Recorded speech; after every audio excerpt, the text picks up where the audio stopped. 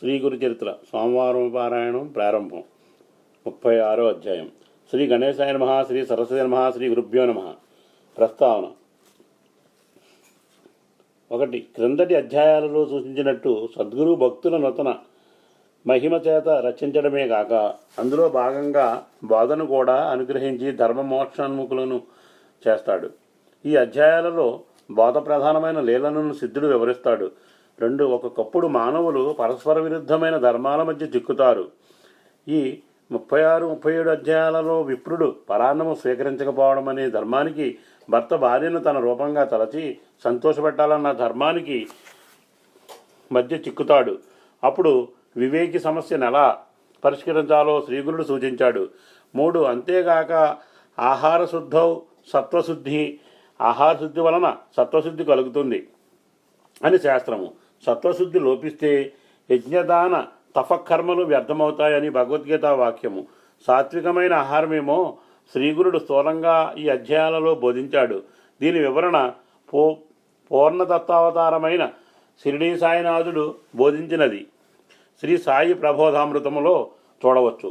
ఆ వివరణ ఆర్షమని, సదాచారమని ధృవపరిచే అంశాలను శ్రీ స్వామి సమర్థ, మాణిక్య ప్రభు మొదలుగున సద్గురువుల చరిత్రలలో చూడవచ్చు. కథారంభము. నామధారకుడు సిద్ధయోగికి నమస్కరించి, స్వామి, అజ్ఞానం అనే గాఢనిద్రలో మునిగి ఉన్న నాకు ఈ గురుచిత్ర వినిపించి మేల్కొల్పారు. దయతో అటుపై వృత్తాంతము తెలిపి ఈ జ్ఞానాన్ని దృఢం చేయండి అని ప్రార్థించాడు. సిద్ధయోగి సంతోషించి ఇలా చెప్పసాగారు. నాయనా, శ్రీ గురులీలలు ఎన్నని చెప్పగలను, కొన్నింటిని మాత్రమే ఉదాహరిస్తాను, శ్రద్ధగా విను. గంధర్వపురంలో సత్యవంతుడైన ఒక పేద బ్రాహ్మణుడు భిక్షానంతో తృప్తిగా జీవిస్తుండేవాడు. కానీ ఎవరికీ భోజనానికి వెళ్ళేవాడు కాదు. అతడు ఎంతో నిష్ఠతో వైదిక కర్మలన్నీ ఆచరిస్తూ తనకున్న దాంట్లోనే అతిథులను సేవిస్తుండేవాడు. ఆ కాలంలో శ్రీగురుని మహిమ వలన అతడికి ఆకర్షింపబడి వచ్చిన భక్తులందరూ బ్రాహ్మణ సమారాధనలు చేస్తుండేవారు. ఈ పేద బ్రాహ్మణుడు మాత్రము వెళ్ళేవాడు కాదు. ఒక సంవత్సరము మహాలయాలలో ఒక శ్రీమంతుడు గ్రామస్తులందరినీ దంపత సహితంగా భోజనానికి ఆహ్వానించాడు. ఈ పేద బ్రాహ్మణుడు మాత్రం వెళ్ళడానికి ఒప్పుకోలేదు. అతని భార్యకు అటువంటి సమారాధనలకు వెళ్ళి భోజనము, దక్షిణలు, కొత్త వస్త్రాలు, దానము తీసుకుని సుఖంగా జీవించాలని ఉండేది. ఆమె ఎంత చెప్పినా అతడు ఎప్పటి వలె ఈసారి కూడా ఒప్పుకోలేదు. అతనితో తననొక్క దాన్నన్నా పంపమని, లేకపోతే అతనిని కూడా రమ్మని పట్టుబట్టింది. అతడు, నేను రాను, నీకంత ఆశ ఉంటే నీవు వెళ్ళవచ్చు అన్నాడు. అప్పుడు ఆమె ఆ శ్రీమంతునితో, నేను ఒక్కదాన్నైనా భోజనానికి రావచ్చా అని అడిగింది. అతడు దంపతులే రావాలన్నాడు. నిరాశ చెంది తన భర్తపై కోపంతో శ్రీగురుని వద్దకు వెళ్ళి తన బాధనంతా వెళ్ళబోసుకుని తన భర్త కూడా ఆ రోజు సమారాధనకు వెళ్ళేలా ఆదేశించమని కోరింది. అందుకు శ్రీ నృసింహ సరస్వతి నవ్వి ఆమె భర్తను పిలిపించి, ద్విజోత్తమ, నా మాట విని ఈ రోజుకు నీవు సమారాధనకు వెళ్ళు. భార్య యొక్క కోరిక తీర్చడం భర్త యొక్క ధర్మము అని హితము చెప్పారు. ఆ విప్రుడు, స్వామి, మీ ఆజ్ఞానుసారము నా నియమము విడిచి నేడు సంతర్పణకు వెళతాను. గురువు ఆజ్ఞను ఉల్లంఘించకూడదు కదా అని చెప్పి ఆమెతో సమారాధనకు వెళ్ళాడు. ఆనాడు అతడు జీవితంలో మొదటిసారిగా ఒక సత్రం వద్ద వందలాది బ్రాహ్మణుల పంక్తిని భోజనానికి కూర్చున్నాడు. అందరూ భోజనాలకు కూర్చోగానే ఆ దంపతులిద్దరికీ అక్కడ తమ విస్తళ్లలోనూ మరికొందరి విస్తళ్లలోనూ ఉన్న అన్నాన్ని ఒక కుక్క, ఒక పంది త్రాకి అపవిత్రము చేసినట్లు దర్శనమైంది. ఆమె ఆశ్చర్యపోయి పరికించి చూడగా నిజంగానే ఒక కుక్క దడిలోంచి దూరి వచ్చి అన్నపురాశిని ముట్టుకున్నది. వెంటనే ఒకరు దానిని తరిమివేసి వడ్డన కొనసాగిస్తున్నారు. అది ఆ బ్రాహ్మణి చూచి వెంటనే కోపంతో విస్తరి ముందు నుండి లేచి అందరితో ఆ విషయం చెప్పింది.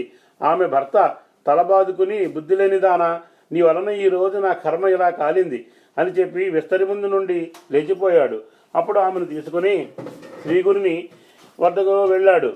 ఆయన ఆమె కేసు చూస్తూ, ఏమమ్మా, పరాన్న సుఖము అనుభవించావా, నీ కోరిక నెరవేరిందా అని అడిగి నవ్వారు.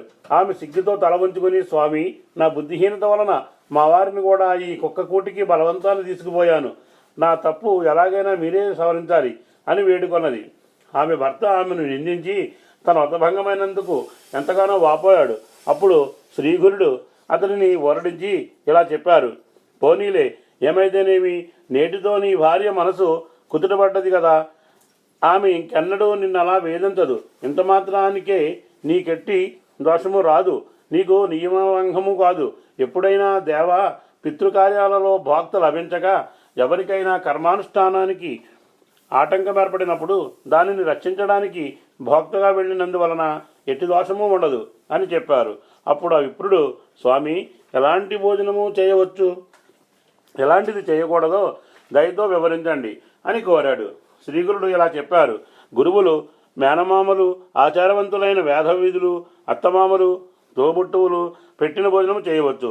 తల్లిదండ్రుల చేత సేవ చేయించుకునేవాడు, భార్యాబిడ్డలను ఏడిపించి పేరు కోసం దానాలు చేసేవాడు, పొగరుబోతు, తగాదాల కోరు, వైశ్వదేవము చేయనివాడు, డబ్బు కాశించి అపాత్రులకు మంత్రోపదేశం చేసేవాడు, క్రోధవంతుడు, భార్యని విడిచిపెట్టినవాడు, క్రూరుడు, పిసినారి, శ్రీలోలుడు, దురాచారి, దొంగ, జోదరి, స్నానము చేయకుండానే భోజనం చేసేవాడు, భగవన్నామస్మరణ పట్ల శ్రద్ధాభక్తులు లేనివాడు, కనీసము సంధ్యావందనమైనా చేయనివాడు, డబ్బు తీసుకొని డాంబికంగా జపాలు చేసేవాడు, విశ్వాసఘాతకుడు, పక్షపాతంతో అన్యాయం పలికేవారు, స్వధర్మము విడిచి పరధర్మము అవలంబించేవారు, బ్రాహ్మణులను, గురువును, సాధువులను, తన ఇంటి భోజనాన్ని నిందించేవారు, తన ఇంటి కులదేవతలను విడిచినవారు, దురాశాపరులు, భగవంతునికి నివేదించకుండా భోజనము చేసేవారు, ఇలాంటి వారి భోజనము తిన్నవారు పతితులవుతారు.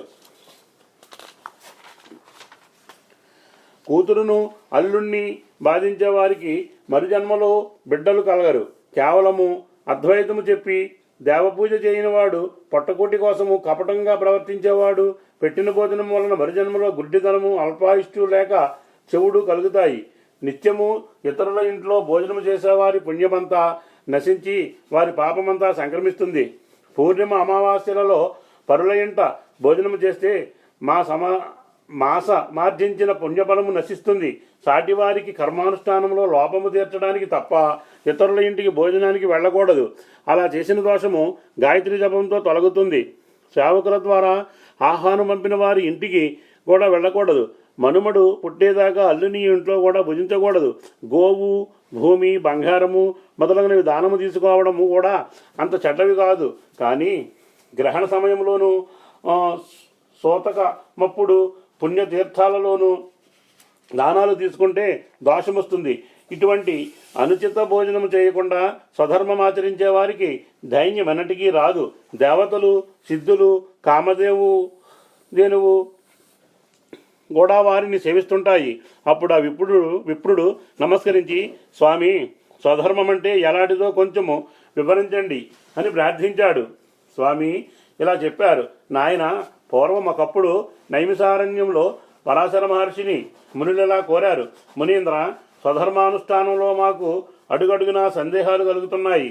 ఆచారము, మంత్రము గురువు నుండి తప్ప తెలుసుకోకూడదంటారు. కనుక దయతో మాకు వివరించండి. అప్పుడు ఆ మహర్షి ఇలా చెప్పారు. ఋషులారా, సదాచారము వలన సర్వము సిద్ధిస్తుంది. బ్రాహ్మణుడు బ్రాహ్మీ ముహూర్తంలో నిద్రలేచి భక్తితో త్రిమూర్తులను, నవగ్రహాలు, సనకాది సిద్ధులను, పితృదేవతలను, సప్త సముద్రాలు, చతుర్దశ భువనాలు, సప్తద్వీపాలు, సప్త ఋషులను మొదట స్మరించాలి. అప్పుడు గోవుకు మ్రొక్కి ఆచమనము చేశాకనే కాలకృత్యాలు తీర్చుకోవాలి. స్నానము, భోజనాలకు ముందు తరువాత కూడా కూర్చొని ఆచమనం చేయాలి. చూడకూడనివి చూసినప్పుడు, మాట్లాడకూడనివి మాట్లాడినప్పుడు, వినరానివి వినినప్పుడు ఆచమనం చేస్తే శుద్ధి కలుగుతుంది. అందుకు నీరు లేకుంటే కుడి చెవును తాకాలి. కారణము, అందులో అగ్ని, జలము, వరుణుడు, సూర్యుడు, వాయువు మొదలుగు కాగల సకల దేవతలు ఉంటారు. తరువాత మానసిక స్నానంతో పరిశుద్ధుడై సూర్యోదయం వరకు గాయత్రి తప్ప మిగిలిన వేద భాగంలో ఏ ప్రార్థనా శ్లోకాలైనా చదువుకోవచ్చు. తరువాత ఊరికి నైరుతి దిక్కున ఆరు బయట దేవాలయాలు, పవిత్రమైన చెట్లు లేని చోట బాటకు, నీరుకు దూరంగాను, ఆకులు, గడ్డి లేని చోట మలక్షత్రము చేయాలి. ఆ సమయంలో జందము వేరుగా వేసుకొని అంగవస్త్రము తలకు చుట్టుకొని ఉండాలి. దిక్కులకేసి ఆకాశంకేసి చూడకూడదు. పగటివేళ ఉత్తర దిక్కుకు, రాత్రివేళ దక్షిణ దిక్కుకు తిరిగి కూర్చోవాలి. తరువాత ఆచమించి కులదేవతను స్మరించాలి. ఇలా శ్రీగురుడు ఆచారకాండ గురించి ఇంకెన్నో అంశాలు బోధించారు. శ్రీ దత్తాయ గురువే నమః. శ్రీ శ్రీపాద శ్రీ వల్లభాయ నమః. శ్రీ నృసింహ సరస్వతై నమః. 36వ అధ్యాయం సంపూర్ణం. 37వ అధ్యాయం. శ్రీ గణేశాయ నమః. శ్రీ సరస్వతి నమః. శ్రీ గురుభ్యో నమః. సిద్ధయోగి ఇలా చెప్పారు.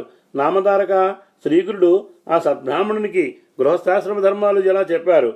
మానవులు 3 కాలాల్లోనూ ఆసనముపై కూర్చుని ప్రతిరోజు తప్పకుండా భగవంతుని పూజించాలి. అందుకు అవకాశం లేకపోతే ఉదయము షోడచోపచార పూజ, మధ్యాహ్నము పంచోపచార పూజ, సాయంత్రము నీరాజనము అయినా సమర్పించాలి. అందుకోసము ప్రతివారు తమ ఇంట మంచి గంధము, నెయ్యి, జింక చర్మము ఉంచుకోవాలి. మానవ జన్మ లభించి కూడా భగవంతుని పూజించని వారికి నరకము ప్రాప్తిస్తుంది. అటు తర్వాత కూడా మానవ జన్మ రావడం కష్టం. అన్నింటిలోకి గురు పూజ శ్రేష్టమైనది. అందువలన త్రిమూర్తులు సంతోషిస్తారు. కానీ కలియుగంలో మానవులకు గురువు యందు ఆయన భగవంతుడనే భావం కలగడం కష్టం. అందువలన మందబుద్ధులను అనుగ్రహించడానికి భగవంతుడు సాలగ్రామము, బాణలింగము రూపాలు ధరించాడు. కనుక వాటిని పూజించడం వలన సర్వపాపాలు నశిస్తాయి. అగ్ని, జలము, సూర్యుడు, గోవు, సద్బ్రాహ్మణుడు వీటిలో భగవంతుణ్ణి భావించి పూజించవచ్చు. అన్నింటికంటే మానసిక పూజ శ్రేష్టము. మధ్యములకు మండలములో పూజ, అధములకు విగ్రహారాధనము అవసరము. భక్తితో పూజించగలిగితే రాయి, చెక్క కూడా దేవుడై అభీష్టాలు ప్రసాదించగలవు. పీట మీద కూర్చుని శ్రద్ధగా సంకల్పము, ప్రాణాయామము చేసి పూజా ద్రవ్యాలు సిద్ధంగా పెట్టుకొని వాటిని ప్రోక్షించాలి. తరువాత ఎదుట సింహాసనము మీద ఇష్టదేవతా విగ్రహం ఉంచి దానికి కుడివైపున శంఖము, ఎడమవైపున గంట ఉంచి దేవుని మీదనున్న నిర్మాల్యము తొలగించి దీపం వెలిగించాలి. మొదట గణపతిని పూజించి గురువును స్మరించి తరువాత పీఠాన్ని, ద్వారపాలకులను పూజించాలి. తరువాత ఇష్టదేవతను మన హృదయంలో భావించి దానినే మన ఎదుటనున్న విగ్రహంలోకి ఆహ్వానించాలి. సాక్షాత్తు భగవంతుడే మన ఎదుట ఉండి మన పూజను గ్రహిస్తారని దృఢంగా గుర్తుంచుకోవాలి. ఆయనకు 16 ఉపచారాలతో పూజ చేయాలి. పూజకు తెల్లని పూలు శ్రేష్టము. పసుపు, ఎరుపు రంగు గల పువ్వులు మధ్యమము, నల్లనివి ఇతర రంగుల పూలు అధమము. ఉదయమే అపవిత్ర పవిత్రో వా అనే శ్లోకము చదువుకొని గురువును కులదైవాన్ని స్మరించడం మానసిక స్నానం అంటారు. అదేవిధంగా భగవంతుని పాదాలకు పుష్పాంజలి సమర్పించి ప్రదక్షిణము, సాష్టాంగ నమస్కారము చేయాలి. తల్లిదండ్రులు, గురువులు, సద్బ్రాహ్మణులకు కూడా అలాగే నమస్కరించాలి. తల్లిదండ్రులు, పూజ్యులు పెద్దలను చూచినప్పుడు వారి వద్దకు వెళ్ళి వారి పాదాలకు నమస్కరించాలి. గురువు యొక్క కుడి పాదాన్ని మన కుడి చేతితోనూ వారి యొక్క ఎడమ పాదాన్ని ఎడమ చేతితోనూ స్పృశించి సాష్టాంగ నమస్కారం చేయాలి. తరువాత వారి యొక్క మోకాలు నుండి పాదం వరకు స్పృశించాలి. తల్లి, తండ్రి, గురువు, పోషకుడు, భయహర్త, అన్నదాత, సవతి తల్లి, పురోహితుడు, పెద్దన్న, తల్లిదండ్రుల యొక్క సోదరులు, జ్ఞానవృద్ధులు వీరందరికీ గురువుతో సమానంగా నమస్కరించాలి. అజ్ఞానులు తనకంటే చిన్నవారు, స్నానము చేస్తున్నవారు, సమిధలు మొదలుగున పూజాద్రవ్యాలు చేస్తున్నవారు, హోమము చేస్తున్నవారు, ధనగర్వులు, కోపించిన వారు మూర్ఖులు, శవము వీరికి నమస్కరించకూడదు. ఒక చేత్తో ఎవరికి ఎప్పుడూ నమస్కరించకూడదు. గృహస్థుల ఇండ్లలో కత్తి, తిరుగలి, రోకలి, నిప్పు, నీరు, చీపురు వాడటం వలన జరిగే పాపాన్ని పోగొట్టుకోవడానికి వండుకున్న పదార్థాన్ని మొదట దేవతలకు, పితరులకు, సర్వజీవులకు, ఋషులకు, అతిథులకు అర్పించి మిగిలినది మహాప్రసాదమన్న భావంతో భుజించాలి. దీనిని వైశ్యదేవం అంటారు. అతిథులను కులగోత్రాలు పట్టించుకోకుండా భగవత్స్వరూపులుగా తలచి భోజనము పెట్టాలి. కారణము వారు సాక్షాత్తు సద్గురు రూపాలే. అతిథికి కాళ్ళు కడిగితే పితృదేవతలు, భోజనం పెడితే త్రిమూర్తులు సంతోషిస్తారు. అతిథికి భిక్ష కోసం వచ్చిన బ్రహ్మచారికి వైశ్యదేవము నైవేద్యము అవ్వకుండా తప్పకుండా భిక్ష ఇవ్వాలి. భోజనం వడ్డించే చోట నీటితో అలికి ముగ్గుపెట్టి దేవతలను ఆహ్వానించి ఆకు వేసి వడ్డించాలి. పతిథుల పంక్తిన భోజనం చేయకూడదు. మొదట కుడి ప్రక్కన నేల మీద చిత్రగుప్తునికి బలిగా కొంచెం అన్నం ఉంచిన తర్వాత భోజనం చేయాలి. తన ద్వారా భోజనము చేస్తున్న చైతన్యము తాను తినే అన్నము కూడా భగవంతుని రూపాలన్న భావంతో భోజనం చేయాలి. కుక్కను, రజస్వలను, ఎట్టి ధర్మము పాటించని వాడిని చూస్తూ భోజనం చేయకూడదు. భోజనమయ్యాక అగస్త్య మహర్షిని, కుంభకర్ణుణ్ణి, బడబాగ్నిని స్మరిస్తే జీర్ణశక్తి వృద్ధి అవుతుంది. సాయంకాలం పురాణాలు, సద్గ్రంథాలు పెద్దల వలన వినాలి. సూర్యాస్త సమయమప్పుడు సంధ్యావందనము, హోమము చేసి గురువుకు నమస్కరించాలి. రాత్రి తేలికగా భోజనం చేసి కొంతసేపు సద్గ్రంథాలు చదువుకొని తర్వాత తాను ఆ రోజంతా చేసిన సత్కర్మలన్నిటినీ భగవంతుని ప్రీతి కోసం అని తర్పించి నమస్కరించాలి. ఉత్తరానికి తలపెట్టుకుని నిద్రించకూడదు. ఇక నుండి నీవు ఇటువంటి ధర్మాలన్నీ ఆచరిస్తూ ఇతరుల ఇండ్లలో అపధర్మంగా తప్ప ఎన్నడూ భోజనం చేయకుండా నీ ఆచారము పాటించుకో. అందువలన ఇహంలోనూ పరంలోనూ ఉత్తమ శ్రేయస్సు కలుగుతుంది అని శ్రీగురుడు ఆ సద్బ్రాహ్మణునితో చెప్పారు. ఆ బ్రాహ్మణ దంపతులు ఆయనకు నమస్కరించి తమ ఇంటికి వెళ్ళిపోయారు. శ్రీ దత్తాయ గురువే నమః. శ్రీ శ్రీపాద శ్రీ వల్లభాయ నమః. శ్రీ నృసింహ సరస్వతే నమః. 37వ అధ్యాయం సంపూర్ణం. 38వ అధ్యాయం. శ్రీ గణేశాయ నమః. శ్రీ సరస్వతే నమః. శ్రీ గురుభ్యో నమః. ప్రస్తావన. 1. జ్ఞానము, కర్మ, భక్తి వేరుగావని వాటి సమ్మేళనమే పరమార్థానికి మార్గమని ఈ 38, 39, 40 అధ్యాయాలు తెలుపుతాయి. 2. దేవతలు తమను పాసించిన వారి అభీష్టాలు నెరవేరుస్తారే కానీ భస్మాసురునిలాగా వారిని సంస్కరించరు. సద్గురువు భక్తులకు శ్రేయస్కరమైనది మాత్రమే ప్రసాదిస్తూ తమ లీల చేత వారిని మోక్షార్హులను చేస్తాడు. 3. సద్గురువు భక్తి వల్లనే జ్ఞాన, భక్తి కర్మలు సిద్ధిస్తాయి. శ్రీగురుని వంటి సద్గురువు ఆజ్ఞాపించినప్పుడే వ్రతాదులు సాధ్యమవుతాయని ఒక పేద శిష్యుడు, ఒక గడ్రాలు, ఒక కుష్ఠరోగి యొక్క అనుభవాలు తెలుస్తాయి. ఆ యత్నాలే వారాజ్ఞాపించక ముందు నిష్ఫలమవడం గమనార్హం. సద్గురుహానుగ్రహం వల్లనే సావిత్రి మరణించిన భర్తను తిరిగి బ్రతికించుకున్నది కానీ వ్రతాల వలన కాదు. కథారమ్ము. నామధారకుడు, స్వామి, శ్రీగురుడు ఉపదేశించిన కర్మానుష్ఠాన రహస్యము మీ నుండి విని ధన్యుడనయ్యాను. ఇక దయచేసి అటుపై జరిగిన శ్రీగురుని వృత్తాంతం తెలపండి అని వేడుకొన్నాడు. సిద్ధయోగి ఇలా చెప్పసాగారు. నాయన, నీ వంటి గురుభక్తుడు శ్రోత లభించినందువల్లనే శ్రీగురు చరిత్ర తనివితేరా స్మరించుకునే భాగ్యం నాకు కూడా కలిగింది. శ్రీగురుని కీర్తి అన్ని దిక్కులా వ్యాపించడం వలన శ్రీమంతులైన గురుభక్తులు ఎందరో గంధర్వ నగరం వచ్చి వారికి భిక్ష, వారి ప్రీతి కోసం బ్రాహ్మణ సందర్భంలో చేస్తుండేవారు. ఒకసారి కాశ్యప గోత్రానికి చెందిన భాస్కర్మ శర్మ అనే పేద బ్రాహ్మణుడు వచ్చాడు.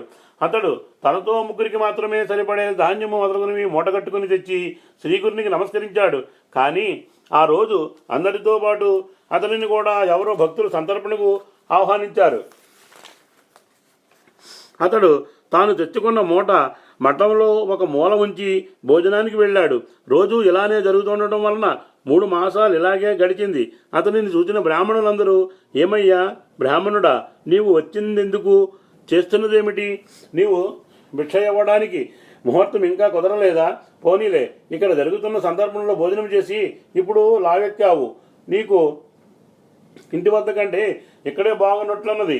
నీకు సిగ్గివేయడం లేదా అని ఎగతాళి చేయసాగారు. పాపం ఆ భాస్కర ధర్మ కొంతకాలము తనను కానట్లు ఇదేమీ పట్టించుకోకుండా కాలక్షేపం చేస్తున్నాడు. అతనిపై ఇట్టి విమర్శలు, నిష్ఠూరాలు పెరిగిపోయి ఒకనాడు ఆ విషయము శ్రీగురునికి తెలిసింది.